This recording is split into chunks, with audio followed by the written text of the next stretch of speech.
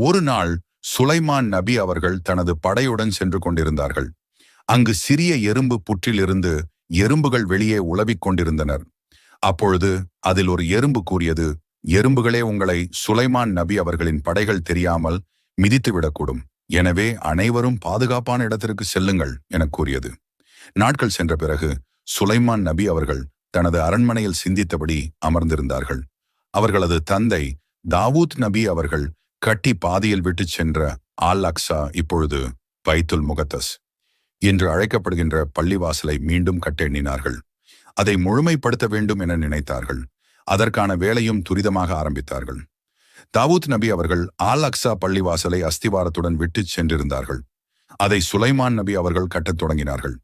பல ஆயிரக்கணக்கான ஜின்களை கொண்டு ஆல் அக்ஸா பள்ளிவாசலை கட்ட ஆரம்பித்தார்கள். ஜின்களும் மனிதர்களும் அங்கே வேலை செய்தனர்.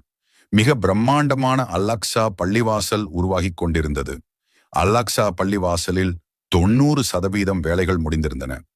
அப்பொழுது ஒரு நாள் சுலைமான் நபி அவர்கள் அரண்மனையில் தனது ஊன்றுகோலை பிடித்தபடி ஜின்களை வேலை ஏவி கொண்டிருந்தார்கள். ஜின்களும் மும்முரமாக வேலை செய்து கொண்டிருந்தன. ஊன்றுகோலை பிடித்தபடி அதே இடத்தில் சுலைமான் நபி அவர்கள் பல நாட்கள் நின்று கொண்டிருந்தார்கள். அவர்கள் எத்தனை நாட்கள் நின்று கொண்டிருந்தார்கள் என்று இறைவனே அறிவான். அவ்வாறு அவர்கள் நின்று கொண்டிருந்த பொழுது கரையான்கள் அவர்கள் பிடித்திருந்த ஊன்றுகோலை அரிக்கத் தொடங்கின. அந்த ஊன்றுகோலின் ஒரு பகுதியை முழுமையாக அழித்து ஊன்றுகோல் உடைந்தது. சுலைமான் நபி அவர்கள் தரையில் விழுந்தார்கள். இதை பார்த்த ஜின்கள் அப்பொழுதுதான் சுலைமான் நபி அவர்கள் மரணமடைந்ததை அறிந்து கொண்டன. சுலைமான் நபி மரணித்து விட்டதை அறிந்த ஜின்கள் ஒவ்வொரு திசையில் ஓடிவிட்டன. சுலைமான் நபி அவர்கள் கட்டிய பைத்துல் முகத்தஸில் அடக்கப்பட்டு இருக்கலாம் என்று சில வரலாற்று ஆசிரியர்கள் குறிப்பிடுகின்றனர். ஆனால் சுலைமான் நபி அவர்களின் அடக்கஸ்தலம் எங்கு உள்ளது என்று எந்த வரலாற்று ஆசிரியர்களும் உறுதிப்படுத்த முடியவில்லை.